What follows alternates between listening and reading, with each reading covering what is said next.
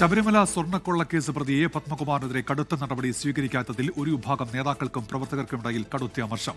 A Padmakumar ജില്ലയിലെ പാർട്ടിയുടെ അന്തകനെന്നാണ് പത്തനംതിട്ട ജില്ലാ കമ്മിറ്റിയിൽ ഉയർന്ന വിമർശനം. പത്മകുമാറിനെ മയത്തിൽ തലോടി വിട്ടുവെന്നാണ് കോൺഗ്രസിന്റെ പരിഹാസം.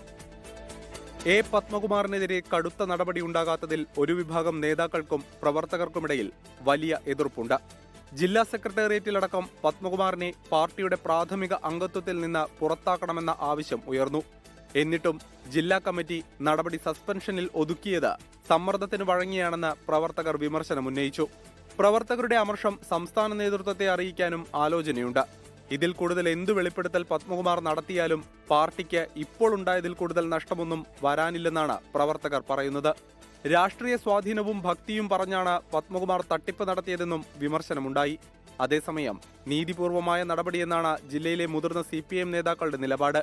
പത്മകുമാർ പൊട്ടിക്കുമെന്ന് പറയുന്ന ബോംബ് ഭയന്നാണ് തലോടൽ പോലെ സസ്പെൻഷൻ നടപടിയെന്ന കോൺഗ്രസിന്റെ പരിഹാസം. പത്മകുമാർ പൊട്ടിക്കും എന്ന് പറയുന്ന ബോംബ് ഭയന്നാണ് CPM പത്മകുമാറിനെതിരായിട്ട് ഒരു തലോടൽ നടപടി, ഒരു ലേപനമാണ്, ഒരു തൈലം പുരട്ടി സുഖിപ്പിക്കുന്ന പ്രതീതിയിലുള്ള നടപടിയാണ് CPM എടുത്തിരിക്കുന്നത്. എന്തിനാണ് ഇപ്പോൾ ആ നടപടി എടുത്തത്?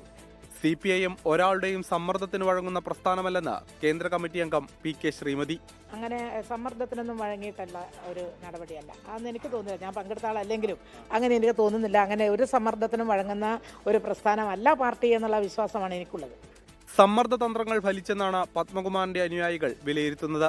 നടപടി ലഘൂകരിച്ചതോടെ പത്മകുമാർ തൽക്കാലം സംയമനം പാലിക്കും.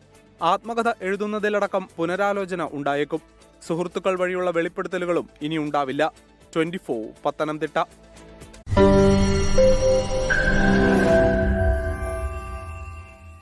ലോകത്തെവിടെയായാലും ഏത് സമയത്തും 24 വാർത്തകളും ഓഗ്മെന്റഡ് റിയാലിറ്റി പാക്കേജുകളും എക്സ്പ്ലെയിനറുകളും വിശദമായി കാണാൻ ഞങ്ങളുടെ YouTube ചാനൽ നിങ്ങൾക്ക് സബ്സ്ക്രൈബ് ചെയ്യാം.